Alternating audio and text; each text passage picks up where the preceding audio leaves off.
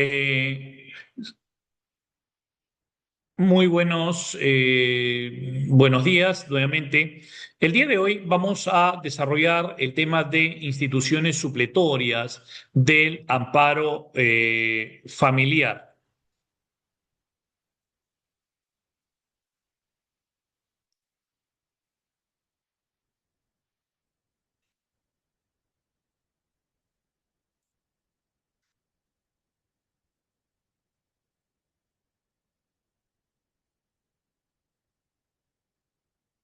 A ver, me permiten un minuto.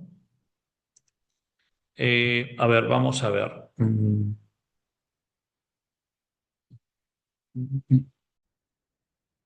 Eh, Buenos días nuevamente. El día de hoy vamos a ver instituciones supletorias del amparo familiar. Este, esta institución parte desde el contexto que desde un primer momento, ejemplo, el niño, niña que tiene padre, madre, qué institución pesa a partir de la relación paterno-filial que tienen los padres. ¿Quién me dice, por favor?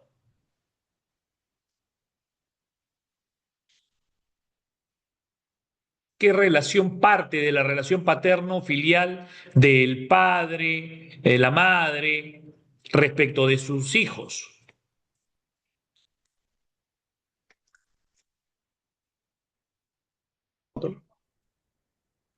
¿Idea?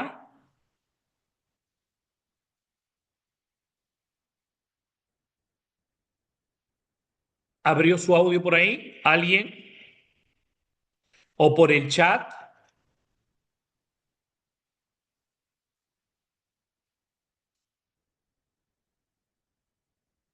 Si, ¿quién representa al menor de edad que tiene papá, mamá? Padres, el apoderado, Los doctor. padres, La doctor. patria potestad. Padres apoderados, ok, pero los padres, ojo, ¿qué relación? Tienen una relación paterno-filial, pero ¿en base a qué institución los representan?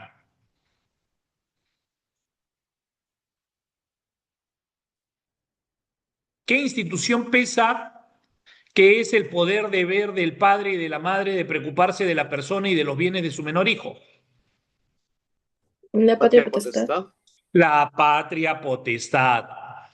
La patria potestad. Poder, deber del padre y de la madre de preocuparse de las personas y de su menor hijo. Patria potestad. Pero pueden haber circunstancias en las que, pese a que no se tiene definitivamente a papá, mamá, van a haber instituciones que suplen el amparo familiar. O puede haber una persona, pese a que es mayor de edad, que se le ha declarado por alguna circunstancia incapaz. Entonces vamos a ver aquí el tema de la tutela y de la curatela. ¿Sí? La tutela y la curatela. Ejemplo, menor de edad que tiene papá, mamá, sujeto a patria potestad. Menor de edad que no tiene por algún motivo, han muerto, por ejemplo, su papá y su mamá, que es lo que van a tener un tutor. Mayor de edad que ha sido declarado incapaz, vamos a tener un curador. ¿Estamos? Debemos de mantener, tener claro ese margen, ¿sí? Ese margen dentro del contexto de las instituciones supletorias del amparo familiar. Tutela. Institución jurídica que tiene por objeto cuidar y proteger a los menores de edad cuando los llamados a hacerlo, como son los padres, desaparecen, se ausentan, devienen incapaces o fallecen.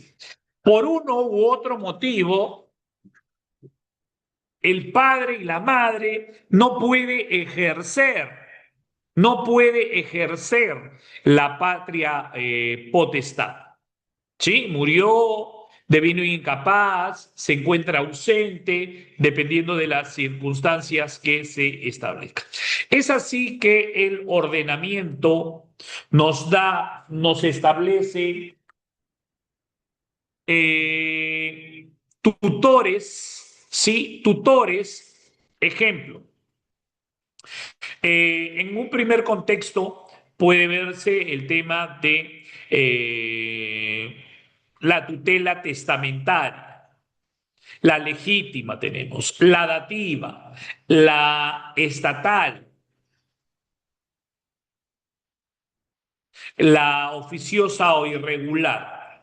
La tutela testamentaria, valga la redundancia, se ha nombrado un tutor mediante ¿qué documento? Mediante testamento. ¿Sí?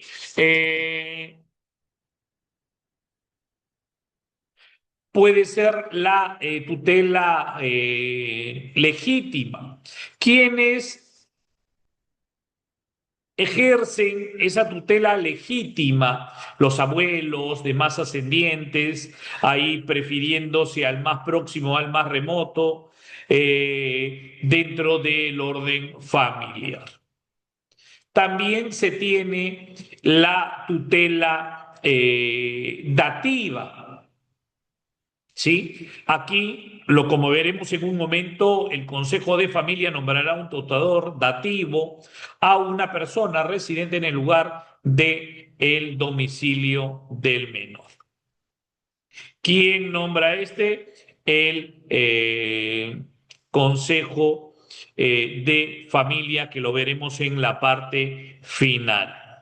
La tutela estatal es aquella tutela establecida por el Estado de aquellos niños y adolescentes que se encuentran en estado de abandono, en desprotección familiar, ¿sí? Y la oficiosa o irregular, aquellas que ejercen la función definitivamente sin que se les haya dado una asignación para él. Sujetos de la tutela, tenemos el sujeto activo, el sujeto pasivo, el sujeto activo, el tutor, el sujeto pasivo de por medio, el tutelado.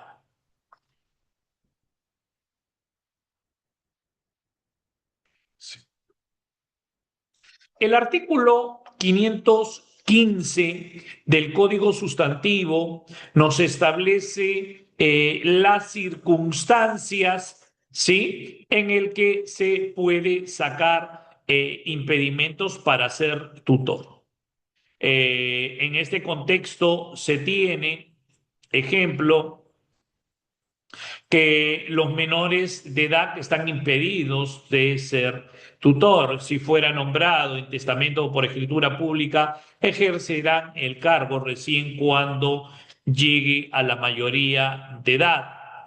También están impedidos de ser tutores, ¿sí?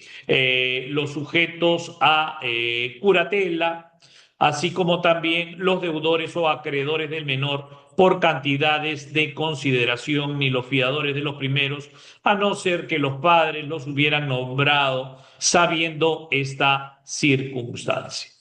Puede darse también los que tengan pleito propio o de sus ascendientes, descendientes o cónyuge, intereses contrarios al menor, a menos que con conocimiento de ello hubieran sido nombrados por los padres.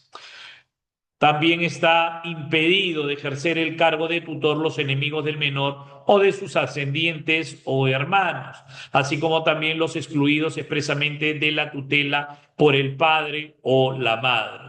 Los quebrantados y quienes estén sujetos a un procedimiento de quiebra, los condenados por homicidio, lesiones dolosas, riña, aborto, exposición o abandono de personas en peligro, supresión o alteración del estado civil o por delitos contra el patrimonio, contra las buenas costumbres, las personas de mala conducta notoria o que no tuvieran manera de vivir conocida, los que fueron destituidos de la patria potestad y también los que fueron removidos de otra tutela.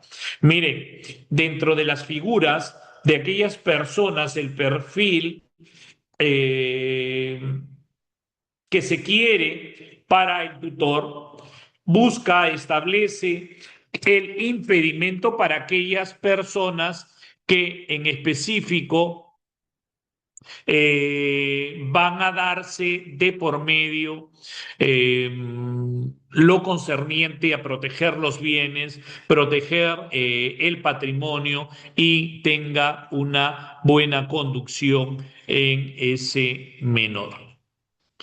Actos que no pueden realizar los tutores. En el artículo 538 establecen qué actos están prohibidos a los tutores. Y miren que cada uno de estos cuatro supuestos que se encuentran a favor del tutor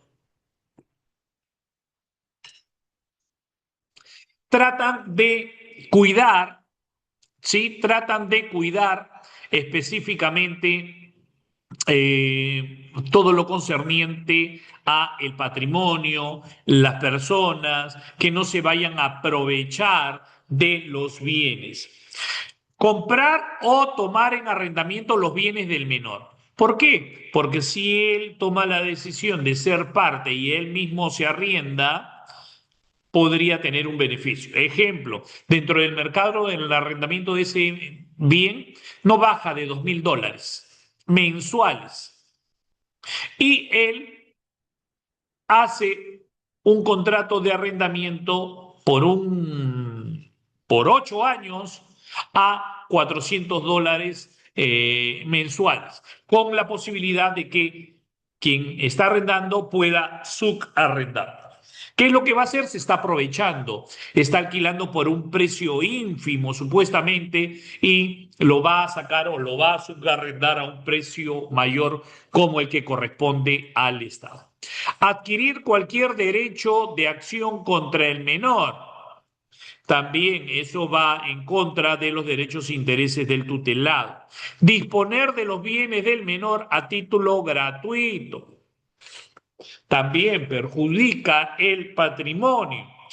Arrendar por más de 3 años los bienes, como hemos conversado, y ya amalgamando el primer ejemplo que se dio, sí, definitivamente en ninguna de las dos posturas se puede dar. Máximo el arrendamiento podría ser 10 años, pero acá hay un tope de 3 años. Más de 3 años no se podría, porque pueden ser contratos que en definitiva en el transcurso del tiempo afecten, graven al menor, perjudicando definitivamente en el ejercicio del devenir mientras que tiene un representante. Todo tutor, el tutor tiene derecho a una retribución, eh, pero esto puede ser fijado judicialmente. El tutor tiene derecho a una retribución que fijará el juez teniendo en cuenta la importancia de los bienes del menor y el trabajo que ha demandado su administración en cada periodo. Nunca excederá dicha retribución del 8% de las rentas o productos líquidos consumidos ni del 10% de los capitalizados. En puridad hay que tener pues en cuenta pues cuál es el patrimonio que tiene este. ¿Cuál es si está administrando patrimonio, definitivamente debe de dar cuenta. El tutor está obligado a dar cuenta de su administración anualmente, ¿sí? De los bienes que ha administrado y al acabarse la tutela o a cesar el cargo. Ese es vital. Y también hay que tener en cuenta cuáles son los motivos, ¿sí? Los motivos por los que finaliza el cargo del tutor. Por muerte del tutor, ¿sí?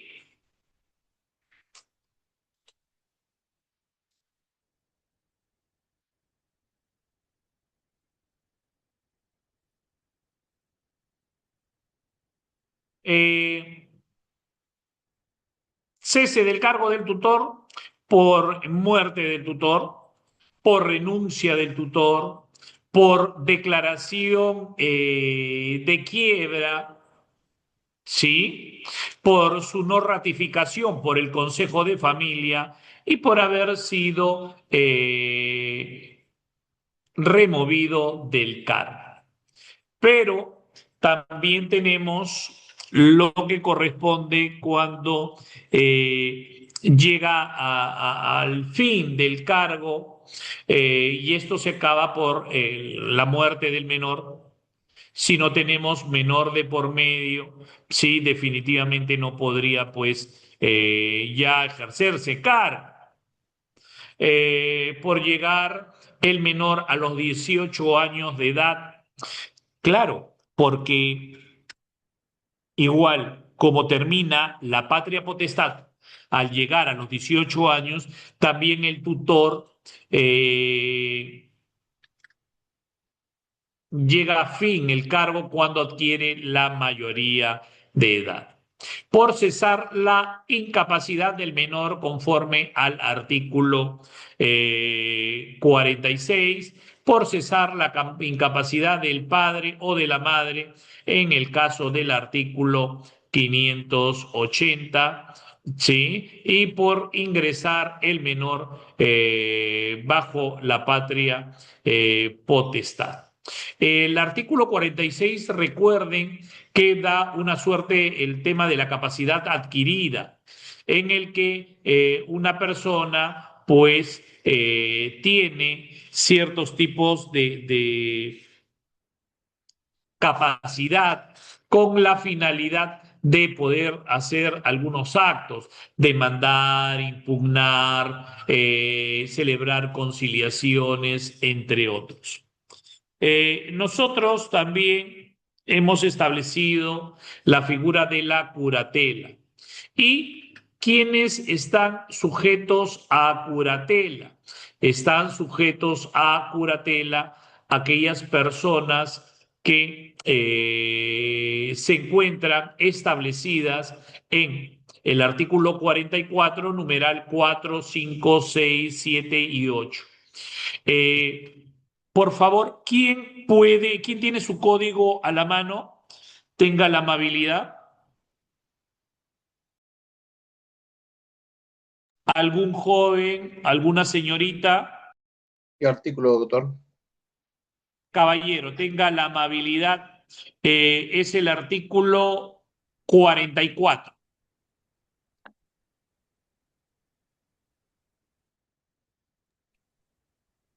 Artículo 44. Capacidad de ejercicio restringida.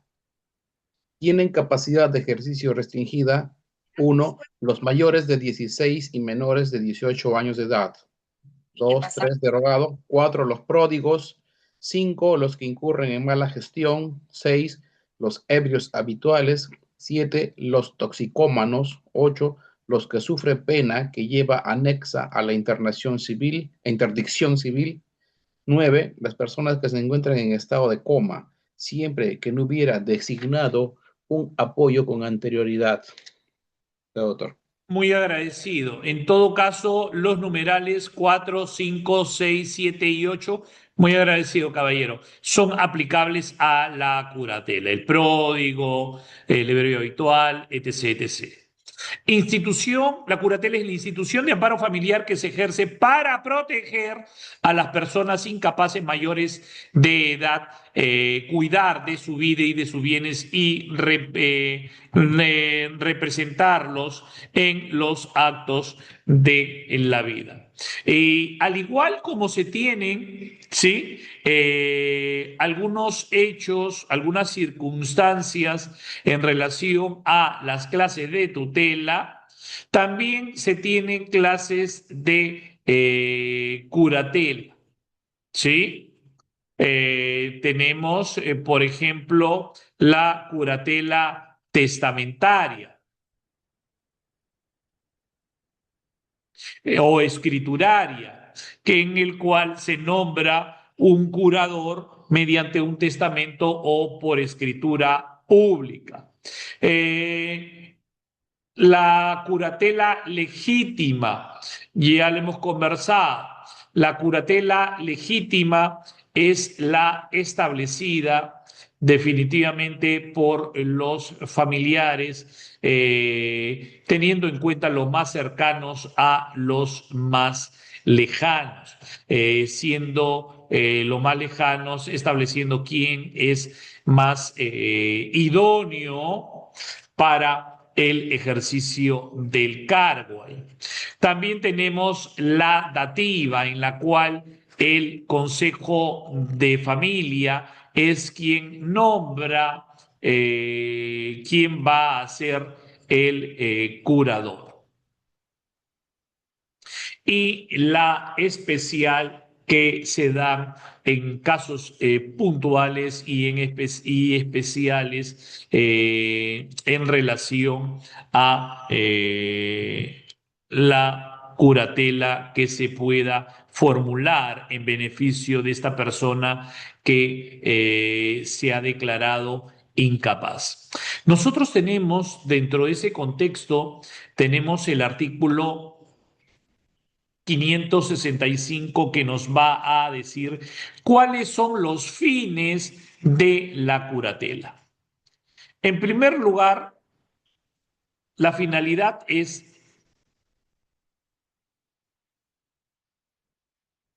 administración de los bienes. ¿Sí? Administración de los bienes.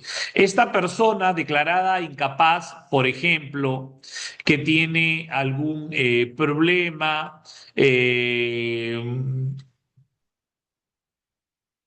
y que ha sido declarada incapaz, una persona que se encuentre en cualquiera de los supuestos establecidos del 44, el 4, el 5 en adelante, va a poder ser declarada incapaz. Y por tanto, como es mayor de edad, puede que tenga patrimonio. Y también se puede, y en este caso, discúlpenme, se puede dar el contexto de administrar los bienes. O en su defecto, la necesidad que sea para otro tema determinado, para la exigencia, para que realice una función determinada. Señor Aranda Rivera, Sí, doctor, dígame. por favor, caballero, el artículo 566 tenga la amabilidad. Claro que sí, doctor.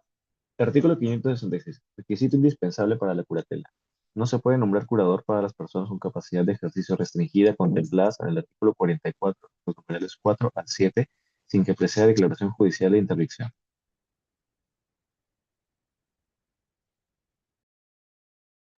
Muy agradecido, doctor. Mire, su compañero ha tenido la amabilidad de leer y en alguna oportunidad esto fue pregunta de un examen, sí, un caso y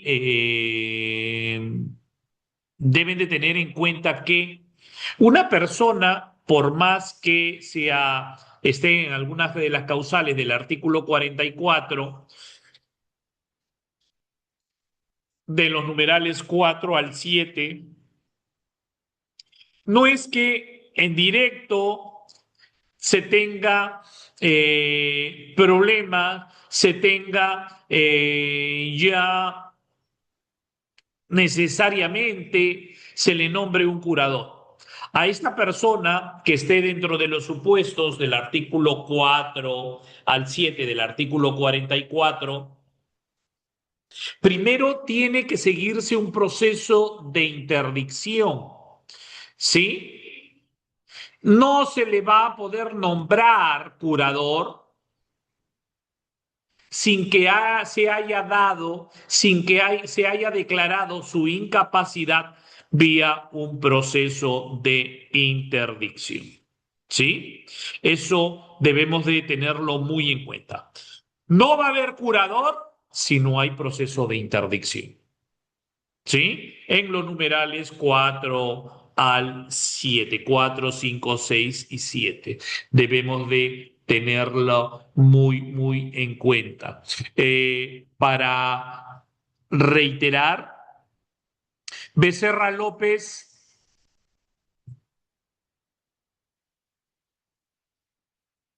Becerra López, Sí, doctor, dígame. doctor, tenga la amabilidad, por favor, de leer nuevamente el artículo 44, numeral del 4 al 7, para recordar cuándo se tiene que hacer el proceso de interdicción. Se lo agradecería bastante. Ya, doctor, un momento, por favor.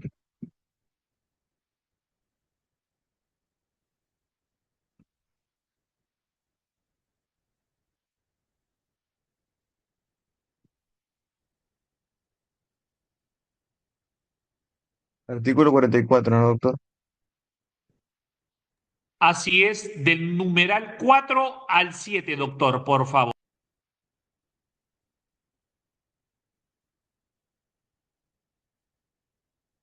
Tienen capacidad de ejercicio restringida los pródigos, los que incurren en mala gestión, los ebrios habituales y los toxicómanos.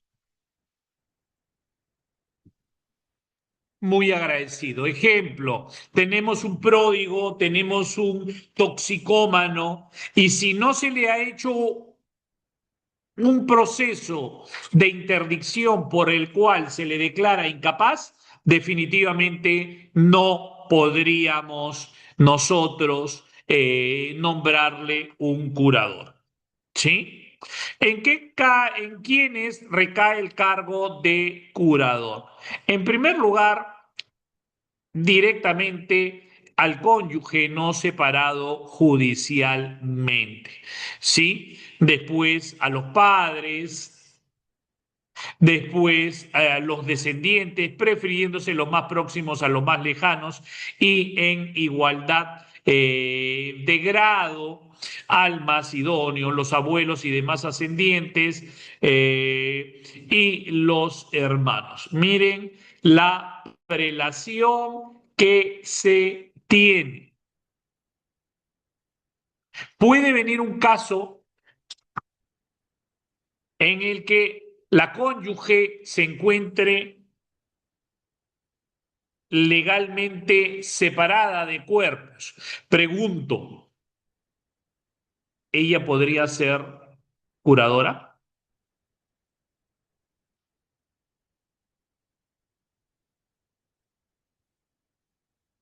¿Podría ser curadora la que se encuentra legalmente separada de cuerpos?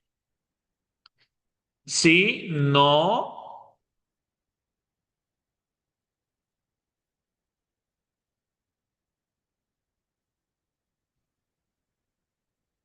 La respuesta, señores, es definitivamente no, como ha escrito ahí. ¿Por qué? Porque nos habla que el cónyuge no separado judicialmente. Si se encuentra legalmente separado de cuerpos, ¿sí? Allí definitivamente no podría ser, y pasaríamos a los padres de el declarado incapaz. ¿Sí? Debemos de tener muy en cuenta ello.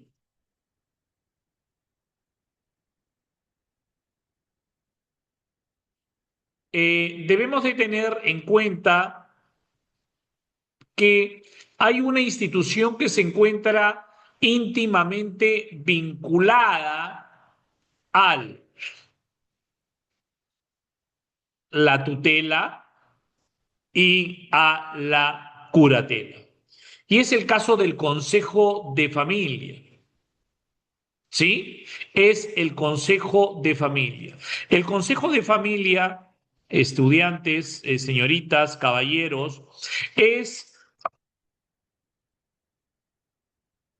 un colegiado que va a velar de las personas y de los intereses, hablando de propiedades, acciones, derechos, de los menores de edad y de los incapaces mayores de edad. ¿Estamos? Debe de tenerse muy en cuenta, ¿sí?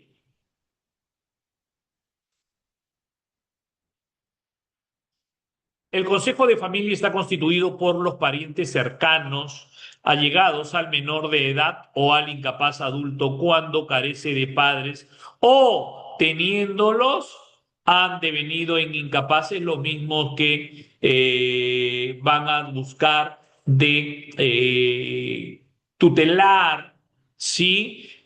Administrar y cuidar de la persona y de los bienes del tutelado y de la persona que está sujeta a curatela y que se le declaró incapaz. El 619 nos dice, habrá un consejo de familia para velar por la persona e intereses de los menores y de los incapaces mayores de edad que no tengan padre ni madre. También lo habrá aunque viva el padre o la madre en los casos que señale el código.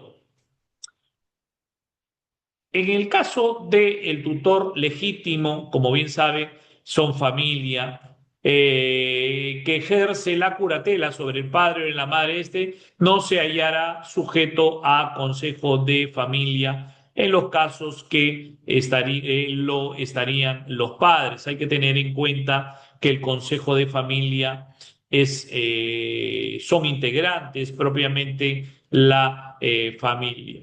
Eh, la formación para este consejo de familia, que es un colegiado, debe de ser el juez, ¿sí? Que puede decretar la formación del consejo de familia de oficio o a pedido del Ministerio Público o de cualquier persona. Da la posibilidad de que se encuentre enraizado y proyectado esta institución. ¿Quiénes componen el consejo de familia? El consejo se compone de las personas que hayan designado por testamento en escritura pública el último de los padres que tuvo el hijo bajo su patria potestad o su curatela y, en su defecto, por las personas designadas por el último de los abuelos o abuelas que hubieran tenido al menor o el incapaz bajo su tutela o curatela. A falta de estas personas, van a formar el consejo de familia los abuelos, abuelas, tíos, tías, hermanos, hermanas del menor o del incapaz. He aquí que los hijos del mayor incapaz, que no sean curadores, son miembros natos del consejo de familia. Miren que este consejo de familia es un colegiado de familiares. ¿Y por qué de familiares? En primera cuenta, en primera línea. Porque ellos son los que más se podrían estar preocupando de la persona y de los intereses de ese menor incapaz o en su defecto mayor que no está definitivamente con todas sus capacidades. ¿Por qué? Porque se le ha declarado incapaz mediante un proceso de interdicción. Mediante un proceso de interdicción.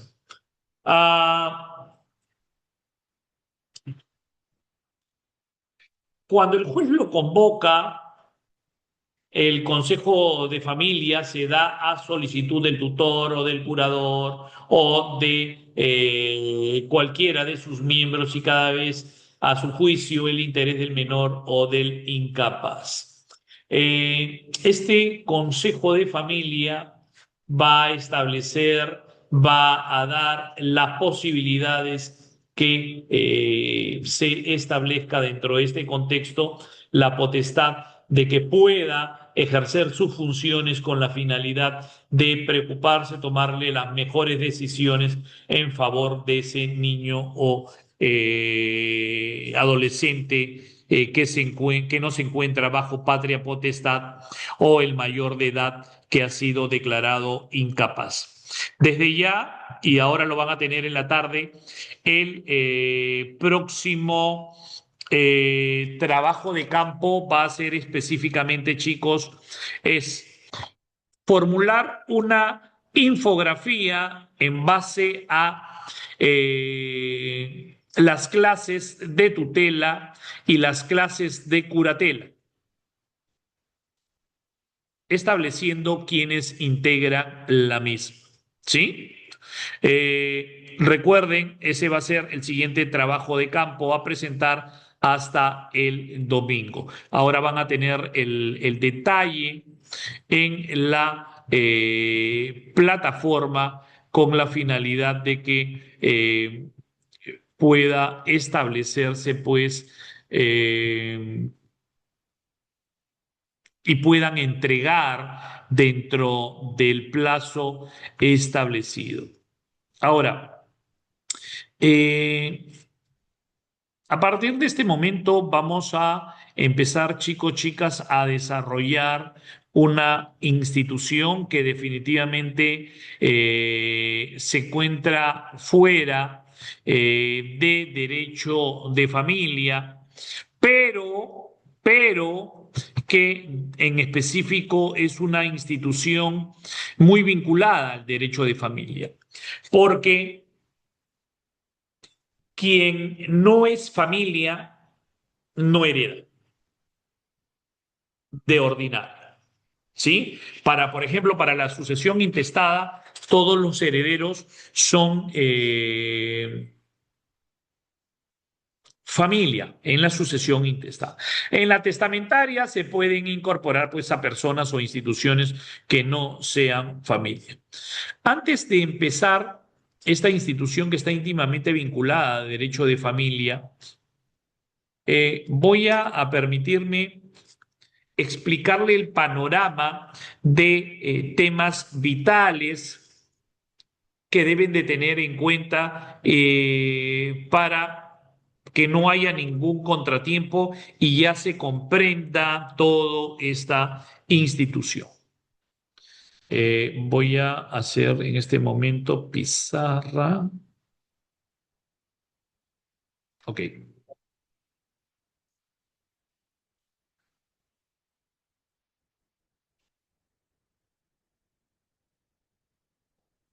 Me dicen si ya se compartió la pizarra.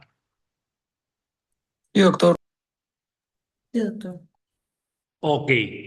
En primer contexto, dentro del derecho de sucesiones en el Perú, vamos a tener sucesión testamentaria, sucesión intestada y sucesión mixta. ¿Sí? Esto es todo lo posible dentro del Código Civil. En nuestro país está totalmente proscrito la sucesión contractual o los pactos sucesorios o contratos sucesorios. Esto no se puede. Sí, doctrinariamente lo explicaremos, pero no se puede. Miren, o sea, dentro de derecho de sucesiones, Código Civil, tenemos sucesión testada, intestada y la mixta. La testada, oye, se transmite el patrimonio hereditario mediante un documento, acto jurídico testamentario. Ya explicaremos en su oportunidad. Sucesión intestada, oye, no se dejó testamento y la ley entra a suplir la voluntad de la parte y como esto definitivamente se da dentro del ordenamiento, como el ordenamiento va a suplir la voluntad de la parte. Y la mixta, ejemplo, oye, una persona otorgó un testamento 10 años antes de morir y en el testamento, después de que dio su testamento, adquirió 2 casas y un carro. ¿El testamento vale? Sí. ¿Y cómo se hace con las dos casas y un carro si no están incorporados en el testamento ya? Esos bienes que no están incorporados en el testamento se haría vía sucesión intestada. ¿Estamos? Oye, sucesión mixta. Como veremos en su oportunidad, en un testamento se puede transmitir bienes y derechos, así como establecerse cuestiones de carácter personal. Ejemplo, en el testamento reconoció a un hijo. ¿Estamos? Reconoció a un hijo. Miren el panorama, reconoció a un hijo. Y dentro de este contexto del reconocimiento del menor, ¿sí? Dentro del reconocimiento del menor, oye, ¿vale el testamento? Sí, vale. Y los bienes, bueno, para los bienes, como no los he incorporado en el testamento, se hará vía sucesión intestada. ¿Está claro en el panorama? Testada, intestada y mixta. ¿Está claro para borrar? Sí, doctor. Ok, listo, borramos. Ahora, dentro de la transmisión del patrimonio hereditario, se transmiten bienes, derechos y obligaciones.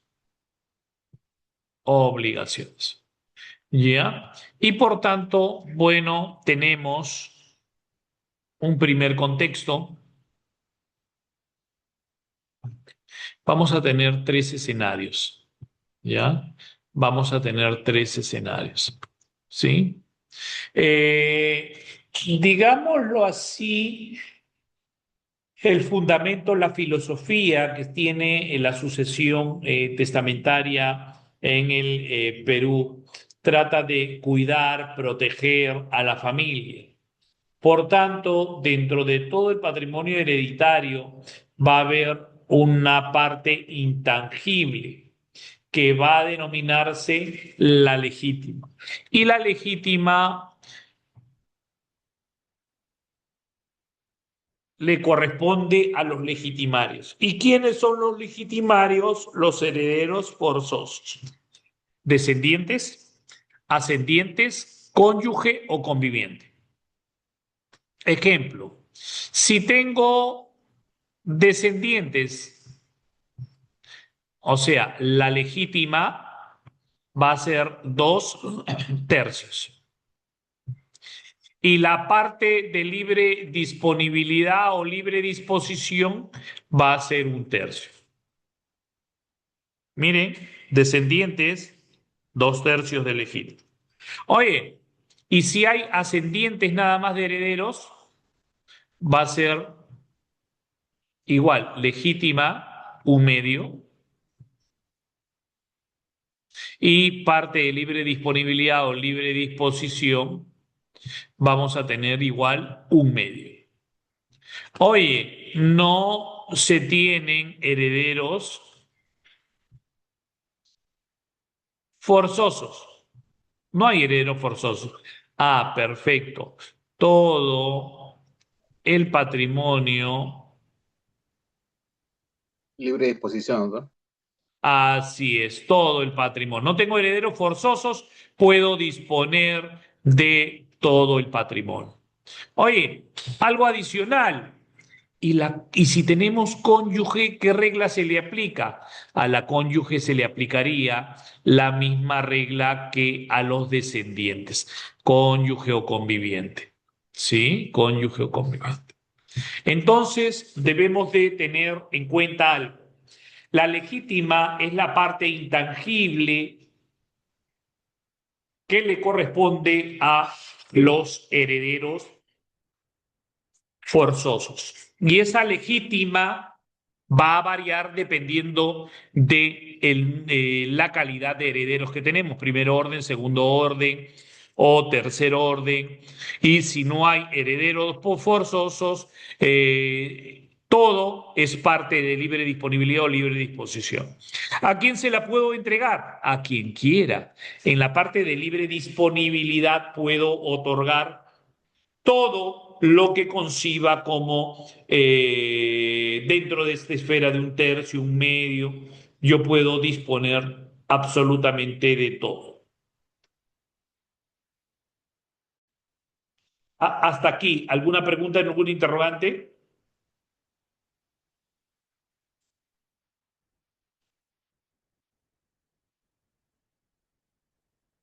¿Preguntas, interrogantes, dudas? Esto es para que sepan el marco. Esto es para que sepan el marco nada más porque lo vamos a desarrollar. No es que estemos corriendo, para que esquematizarlo y que tengan en cuenta esto. Preguntas, interrogantes, por favor. Por mi parte, ninguno, doctor. Ok, y si nadie dice nada, asumo que no hay preguntas, interrogantes. Vamos al siguiente explicación, pero esto lo tuve que hacer antes de la legítima, pero bueno, nunca es tarde, dicen.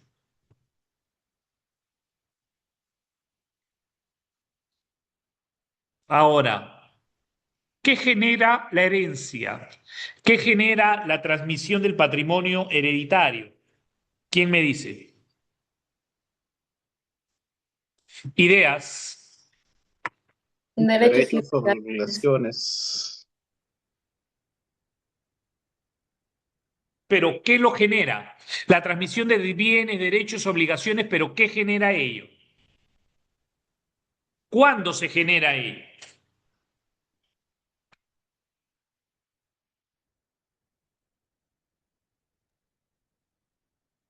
Cuando se ejecuta la herencia, el testamento.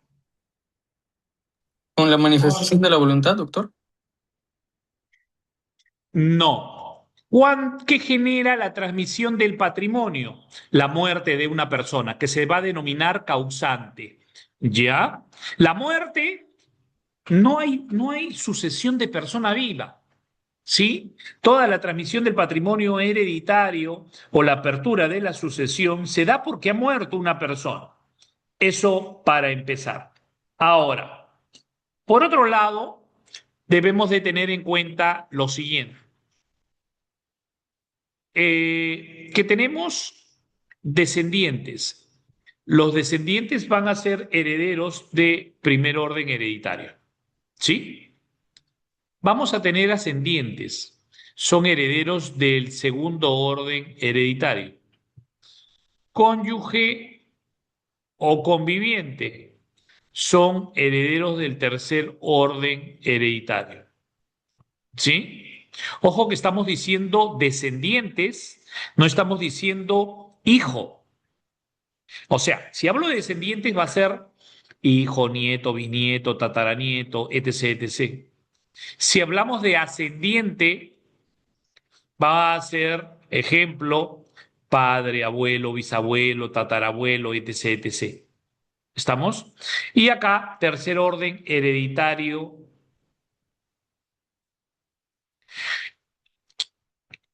Primer orden, segundo orden y tercer orden son los herederos forzosos. Son los herederos forzosos. Son quienes sí o sí van a heredar. ¿Estamos?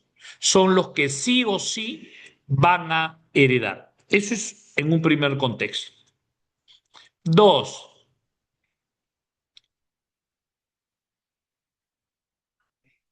uno, dos, tres son herederos forzosos. Después, cuarto, quinto, sexto orden hereditario son los herederos voluntarios. El hermano, el tío, el sobrino son los herederos voluntarios. ¿Sí? ¿Hasta ahí está claro? Sí, doctor.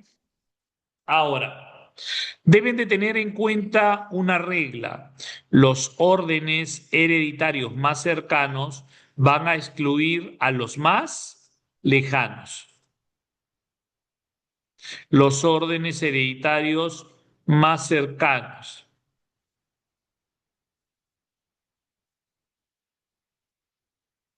van a excluir a los más lejanos. Ejemplo, si tengo herederos de primer orden y de segundo orden, ¿quién hereda? De primer orden, doctor. Claro, los hijos y los padres ya no heredan. Ojo, si tengo heredero de tercer orden, ¿cuarto orden hereda? No, doctor. No. Ojo, ¿cuándo entran a heredar los voluntarios, que son los de aquí? Entran a heredar en ausencia de los herederos forzosos. O sea, si no hay primer orden, segundo orden y tercer orden, recién entran ellos a tallar por la prelación de los órdenes que tienen. Cuarto, quinto, sexto, depende de. ¿Ya? Ahora, pero hay una situación peculiar con la cónyuge, porque la cónyuge, como lo veremos más adelante, y tengo un problema, es el cónyuge conviviente, son las herederas privilegiadas. ¿Cómo así? Oye, si hay descendientes y cónyuge, hereda con los hijos. Si hay ascendiente y cónyuge, hereda con los padres. Y si nada más hay cónyuge, sí, se queda con todo el patrimonio hereditario. Miren, por eso es la heredera. Además, tiene derecho de usufructo, uso y otros que conversaremos más adelante. ¿Está claro? ¿Sí? Doctor. ¿No? Dígame. Sí, doctor, está claro. Ok, ok. Eso lo deben de tener muy en cuenta. Muy en cuenta. ¿Sí? De acuerdo a lo que ya hemos visto, si tenemos una cónyuge como heredera, ¿cuánto sería la legítima? Como mínimo.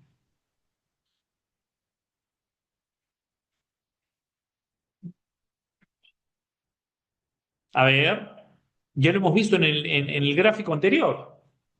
Si tenemos cónyuge, ¿cuánto sería la legítima? Acuérdense, la legítima le corresponde al legitimario. ¿Y quiénes son los legitimarios? Los herederos forzosos.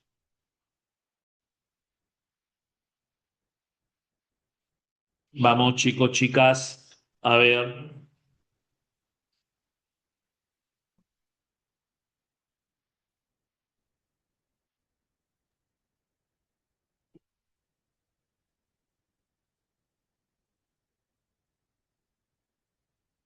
Vamos a ver. Disculpe, profesor, ¿qué preguntó? Si tenemos la cónyuge como heredera, ¿cuánto sería la legítima en ese caso?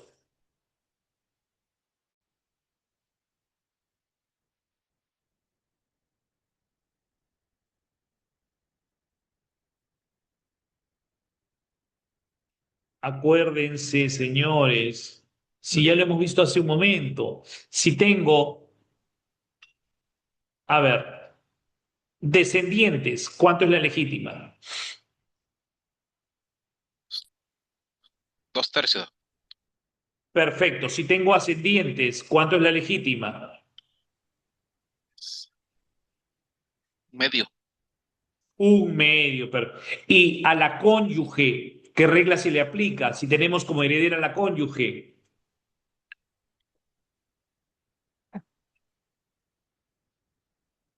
A ver, 2/3. claro, la misma regla que para los descendientes, ¿sí? La misma regla que para los descendientes.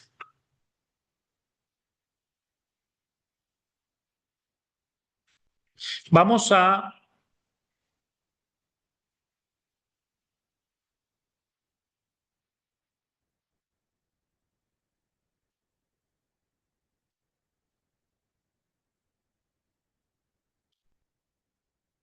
establecer, permítanme, vamos ya a salir, vamos a compartir el PPT.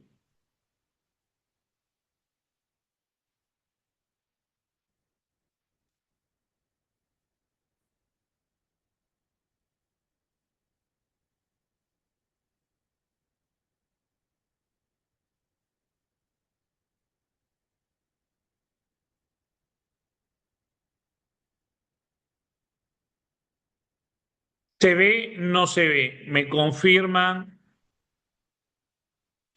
Se ve, doctor.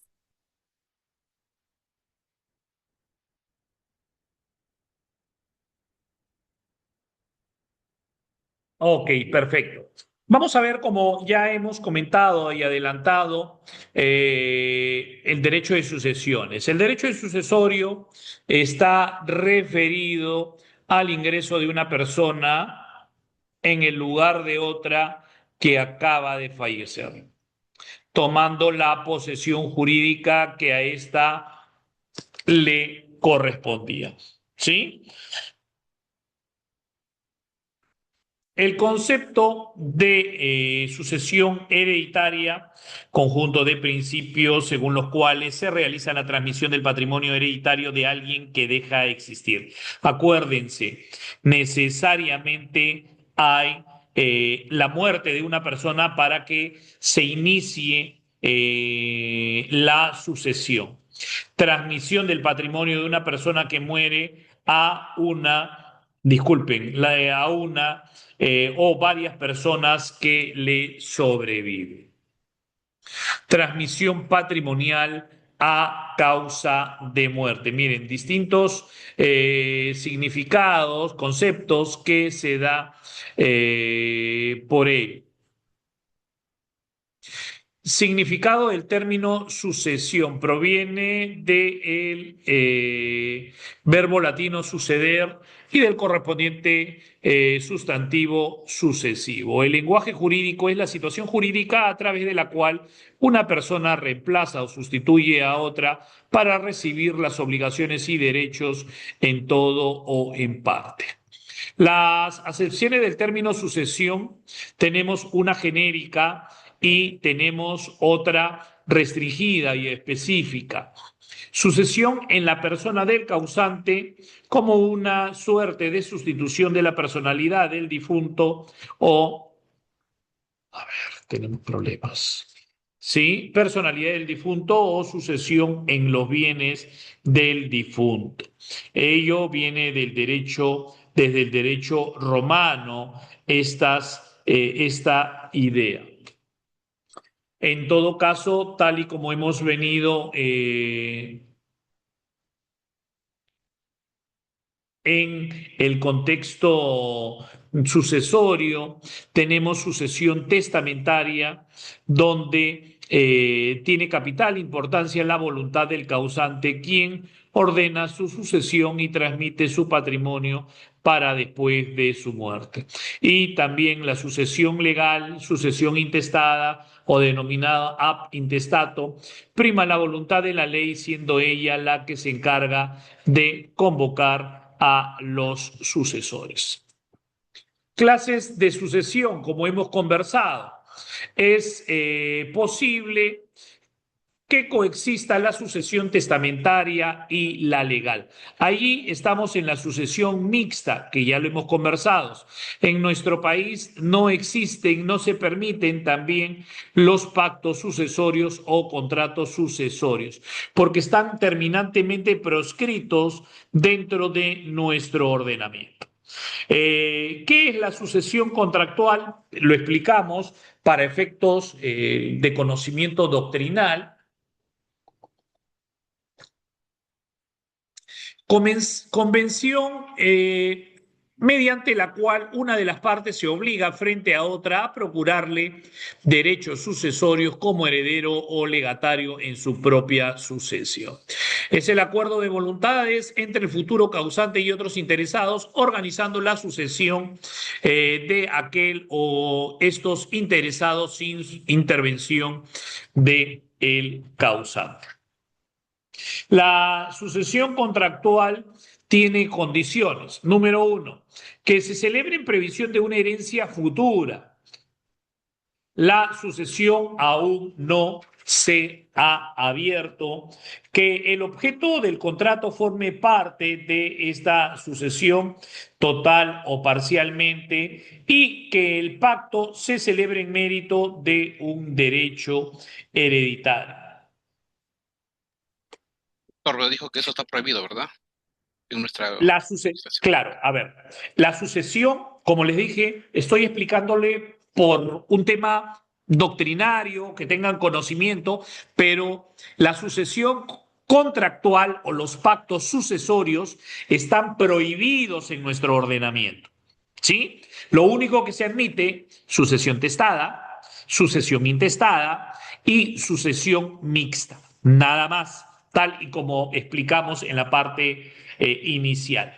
En la sucesión contractual tenemos varios contratos o pactos sucesorios de institución, de renuncia, de disposición. Veamos, el de institución. Convención sobre la propia sucesión en virtud de la cual el futuro causante conviene con otra persona en designarlo su heredero o legatario. También confiere al instituido un derecho sobre todo o parte de los bienes de su institución. Aquí el instituido no adquiere un derecho actual, sino expectaticio hasta que muera el instituyente.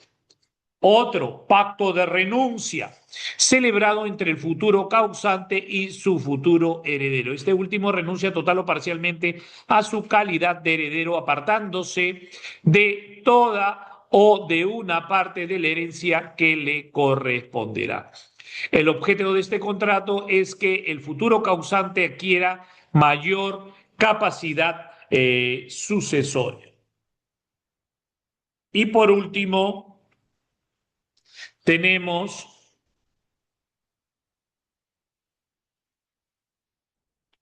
el pacto de disposición. No interviene aquí el causante. El contrato es celebrado entre el futuro heredero y una tercera persona, obligándose el futuro heredero a transferir al tercero su futuro derecho hereditario. ¿Y por qué está proscrito? ¿Por qué no se admiten los pactos sucesorios o los contratos sucesorios en el Código Civil del 84? Porque implica un acuerdo de voluntades. Y si implica un acuerdo de voluntades para que se deje sin efecto, también debemos de tener el acuerdo entre las partes. Puede afectar las normas sobre la legítima y la sucesión legal, así como también hay incertidumbre sobre la propiedad. ¿Sí? Sobre la propiedad. Ya hemos visto en el primer marco sucesión testamentaria, intestada, mixta y los pactos o contratos sucesorios, que esto último está totalmente prohibido. Entremos el tema del heredero. ¿Sí? El heredero. Se trata de la designación que el testador hace en su testamento de la persona o personas que a título universal han de sucederle en sus bienes o derechos, aun cuando termina omitiendo que el heredero igualmente hace suya las obligaciones que le fueron del causante. ¿Cuáles son las características o caracteres de la institución de heredero? El 375 del Código Sustantivo nos señala que la institución de heredero es a título universal sobre todo el patrimonio, pudiendo comprender la totalidad de bienes, derechos y obligaciones de la herencia dejada o una cuota parte de esa totalidad. Los herederos testamentarios que pueden instituirse para nuestra legislación, existen dos formas como pueden aparecer el llamado de los herederos por testamento, los llamados herederos forzosos y los voluntarios. Ojo, hemos conversado de eso y hemos explicado. Forzosos, ¿qué órdenes hereditarios son?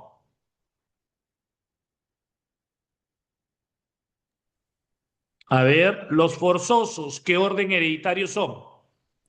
Si no me equivoco, era el primero, el segundo y el tercero, doctor. Tercero. Así es, así es, así es.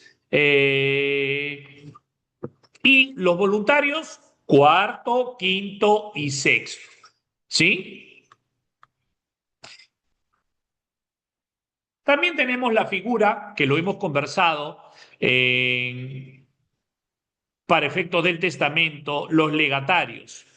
Y el legado responde a una liberalidad del testador, pues no está obligado a hacerlo, y la designación entraña en el testador un deseo de favorecer a alguien a quien llama a su sucesión para recoger el bien o bienes que le han concedido. ¿Sí?